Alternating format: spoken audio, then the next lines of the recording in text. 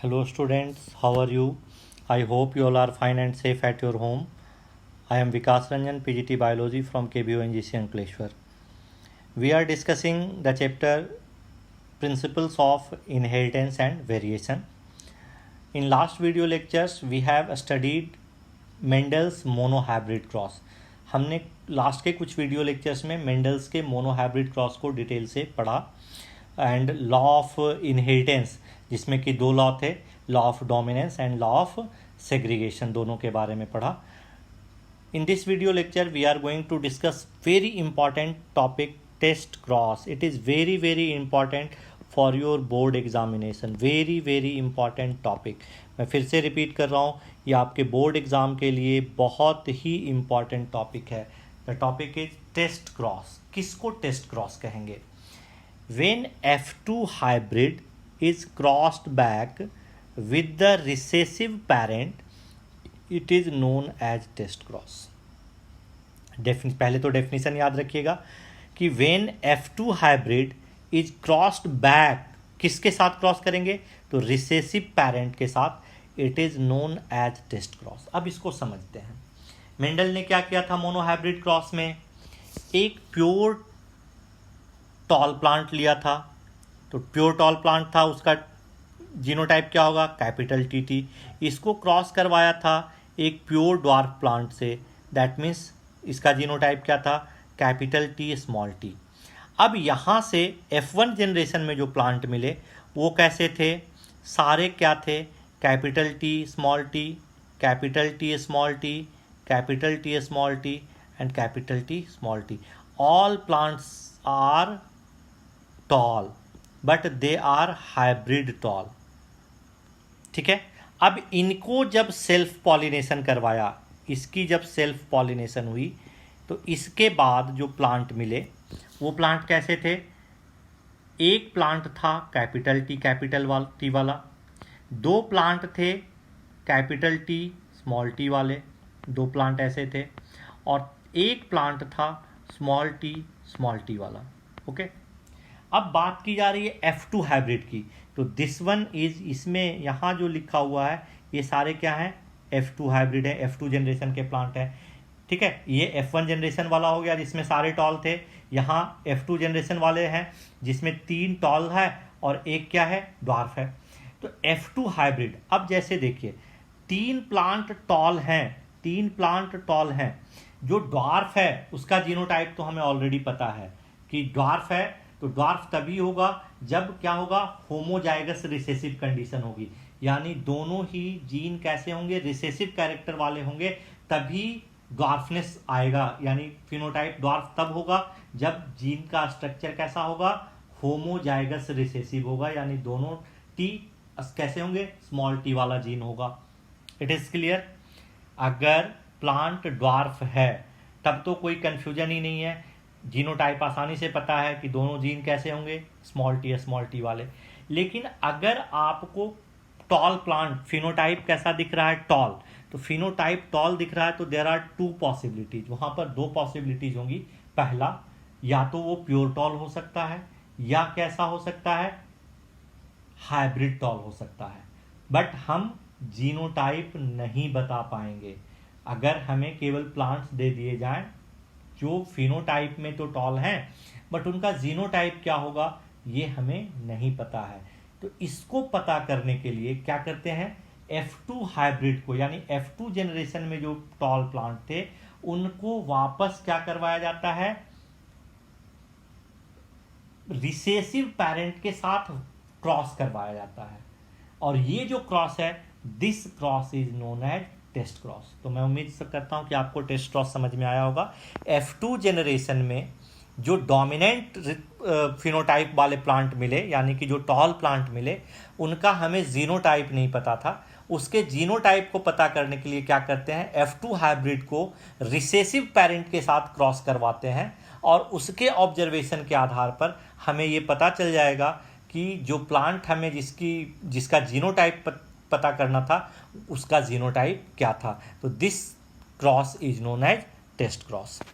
In a typical test cross, an organism showing a dominant phenotype, एक ऐसा organism जो dominant phenotype show कर रहा है, जीनोटाइप इज नॉट नोन, जिसका जीनोटाइप हमें नहीं पता है, is crossed with recessive parent, उसको रिसेसिव पैरेंट के साथ क्रॉस कराते हैं to know the organism genotype. ठीक है, डोमिनेंट कैरेक्टर शो करने वाले किसी ऑर्गेनिज्म को जिसका कि हमें जीनोटाइप नहीं पता है, उसको अगर उसके रिसेसिव पैरेंट के साथ क्रॉस कराया जाए तो इस टेस्ट का नाम क्या है? Test cross. इससे क्या करते हैं हम? It is use to know the genotype of the given plant या एनिमल। जो जिसका हमें जीनोटाइप पता करना था उसकी हमें जीनोटाइप पता चल जाएगी इस क्रॉस के द्वारा। अब एक एग्जाम्पल के द्वारा इसको समझने की कोशिश करते हैं। यहाँ पर आपने पढ़ा है कि पी में फ्लावर कलर, दो फ्लावर कलर थे। पहला था the first flower colour is purple and second one is white. Purple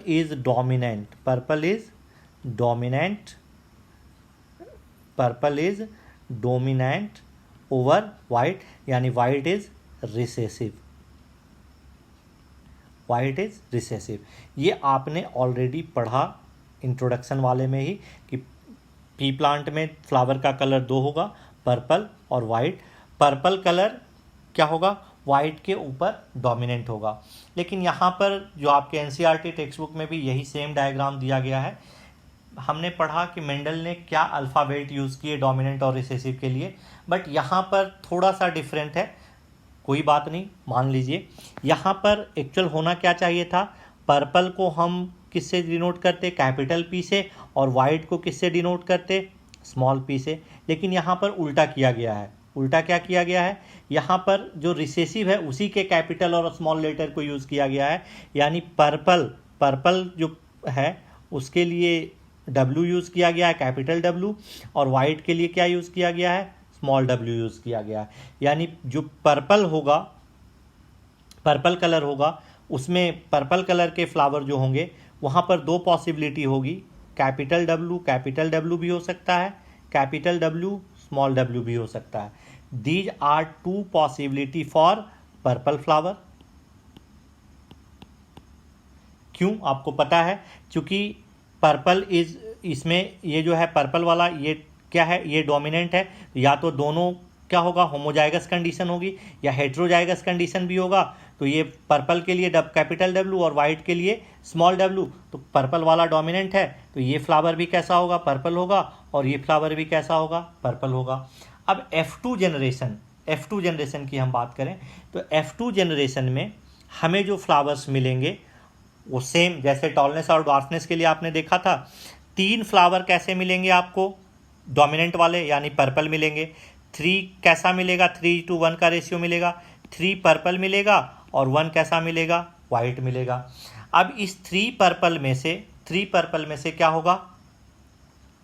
एक तो प्योर वाला होगा, दूसरा 2 क्या होंगे? ये होंगे, और एक क्या होगा? स्मॉल w वाला होगा।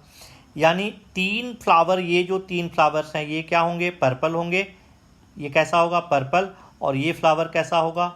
वाइट होगा।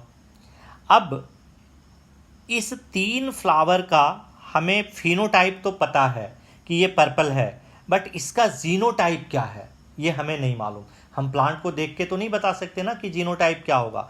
अब इसके जीनोटाइप को पता करने के लिए जो टेस्ट यूज किया जाएगा, that test is called test cross. Okay, तो अब यहां पर देखते हैं, ये देखिए, ये रिसेसिव पैरेंट है। ये क्या है? रिसेसिव पैरेंट है। ये क्या है? रिसेसिव पैरेंट है। ये क्या है? रिसेसिव पैरेंट है। और ये सपोज ऐसा पर्पल है, डोमिनेंट शो कर रहा है, बट इसका जीनोटाइप हमें नहीं पता। वाट मार्क लगा हुआ है, हमें जीनोटाइप इसका नहीं पता। तो जीनोटाइप पता करने के लिए हमें क्या करना पड़ेगा? रिसेसिव पैरेंट के साथ इसको क्रॉस करवाना पड़ेगा। तो रिसेसिव पैरेंट के साथ क्रॉस करवाएंगे। अब यहाँ पर 2 पॉसिबिलिटीज हो सकती है। पर्पल कलर है तो या तो क्या होगा?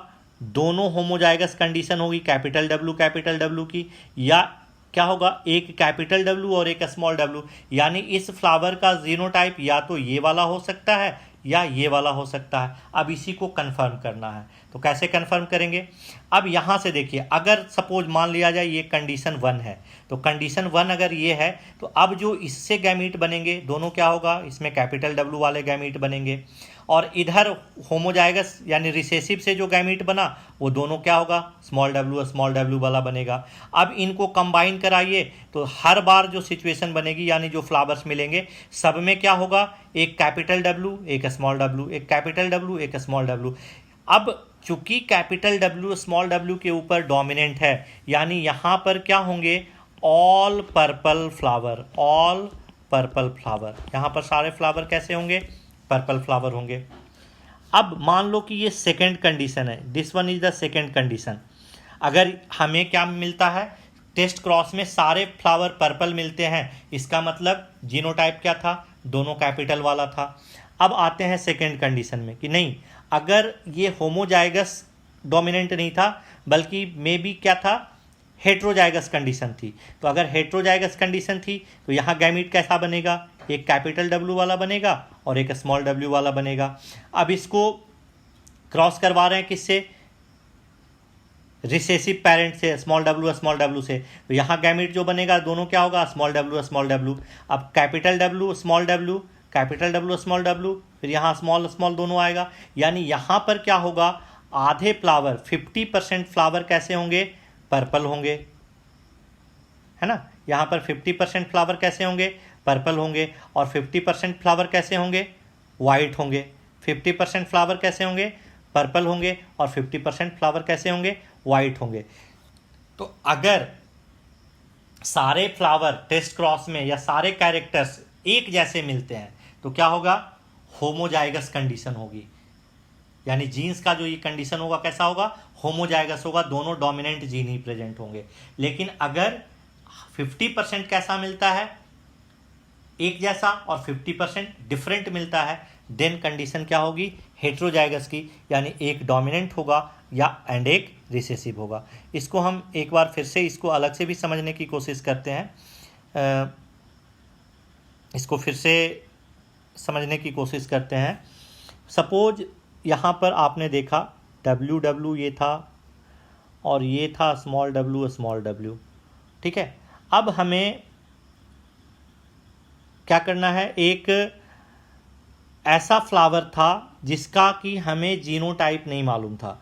तो जीनोटाइप नहीं मालूम था तो वहाँ पर दो कंडीशन हो सकती है। कंडीशन दो क्या हो सकती है, या तो फ्लावर होगा ये वाला, दोनों में दोनों डोमिनेंट जीन हो सकते हैं, या क्या होगा, एक डोमिनेंट एक रिसेसिव, ऐसा कंडीशन हो सकता है, ठीक है। अब हमें इन दोनों में से कौन सी पॉसिबिलिटी थी इसके बारे में पता करना था कि पॉसिबिलिटी कौन सी थी।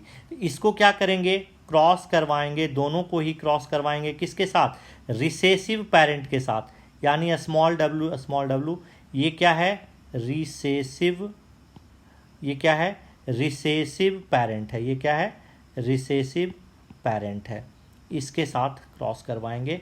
And this cross is known as test cross. इस क्रॉस को ही हम क्या नाम देंगे, टेस्ट क्रॉस। अगर इस क्रॉस के बाद सारे क्या मिलेंगे, एक जैसे, ऑल क्या मिल गए, पर्पल, तो जीनोटाइप कौन वाला होगा, तब जीनोटाइप क्या होगा, ये कैपिटल डब्ल्यू वाला जीनोटाइप होगा। लेकिन अगर यहाँ पर क्या मिल गया, 50% मिल गया पर्पल और 50% क्या मिल गया, वाइट, तो देन जीनोटाइप क्या होगा, कैपिटल डब्ल्यू स्मॉल डब्ल्यू। और ये जो टेस्ट था, इस टेस्ट का नाम क्या था, टेस्ट क्रॉस। तो मैं उम्मीद करता हूँ आपको टेस्ट क्रॉस अच्छे से समझ में आ गया होगा। तो इस वीडियो लेक्चर में इतना ही, हम लोग इस वीडियो लेक्चर से आगे नेक्स्ट वीडियो लेक्चर में